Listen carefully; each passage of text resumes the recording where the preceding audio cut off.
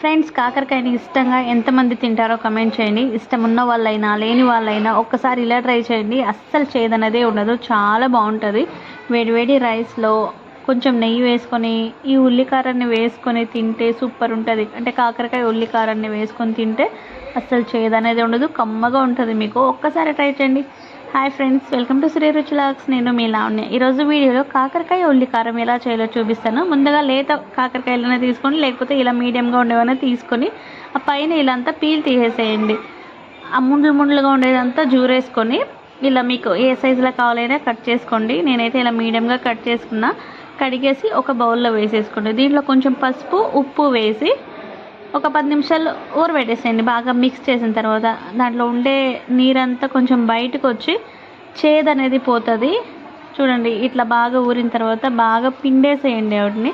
దాంట్లో ఉండే వాటర్ చూడండి ఇట్లా ఉండేది, అన్నీ అలా పిండుకొని పక్కన పెట్టేసుకోండి. కొంచెం చేదు అనేది పోతుంది.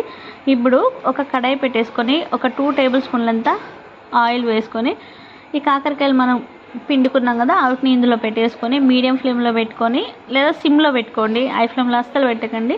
సిమ్లో పెట్టేసుకొని మధ్య మధ్యలో కలుపుతూ మనం ఫ్రై అనేది చేసుకోవాలి. అప్పటికే అర్థం ఉడికిపోతుంది అనమాట. ఇప్పుడు కారాన్ని రెడీ చేసుకుందాం. అక్కడ ఒక పక్క మనం ఫ్రై చేసుకుంటుంటే ఇక్కడ ఉల్లి కారం చేసుకుందాము. ఒక పెద్ద ఎర్రగడ్డలు కట్ చేసి ఇందులో వేసుకొని ఒక 10-12 తెల్లగడ్డలు, కొంచెం జీలకర్ర, కారం తగినంత వేసుకొని, మీరు అప్పుడే కావాలంటే ఉప్పు కూడా వేసుకోవచ్చు. నేనైతే లాస్ట్లో వేస్తాను. చూడండి, అది మిక్సీ బట్టి పక్కన పెట్టేసుకున్న తర్వాత ఇవి కూడా వేగిపోయింది కదా, ఆ లోపల గింజలు ఇప్పుడు తీసేయండి. ఇప్పుడు తీసిన తర్వాత ఆ ఉల్లికారాన్ని ఇందులో వేసి బాగా కలిపేసుకోండి. ఈ లోపల ముక్కుల్లో కూడా కూరి పెట్టుకోండి. లోపల కూడా మసాలా బాగా పడుతుంది. ఉప్పు కావాలంటే మీరు ఉల్లికారం చేసుకుంటారు కదా, అప్పుడే వేసుకోవచ్చు. నేను ఫ్రై చేసేటప్పుడు వేసుకుందామని, అంటే మసాలాకి పడుతుంది, ముక్కకి పడుతుంది అనమాట.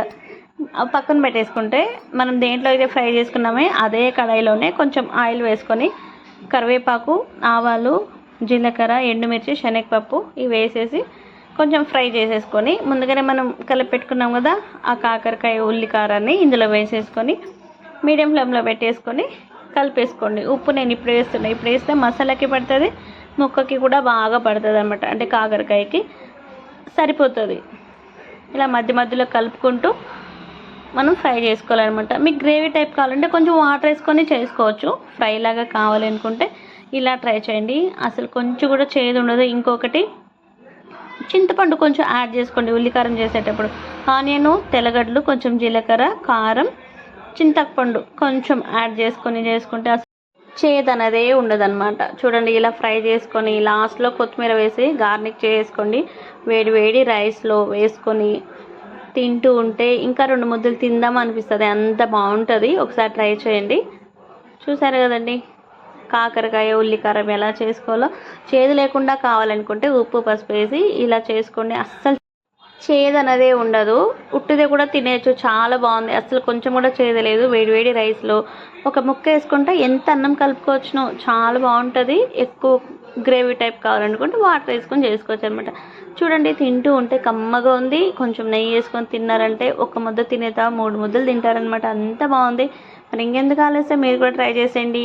మీరు ట్రై చేసిన తర్వాత మీకు ఎలా వచ్చిందో తప్పకుండా కమెంట్ చేయండి. అలాగే నా వీడియోని చూస్తున్నారు కానీ ప్లీజ్ సబ్స్క్రైబ్ చేసుకోండి. వీడియో నచ్చితే లైక్ చేయండి. Thank you for watching.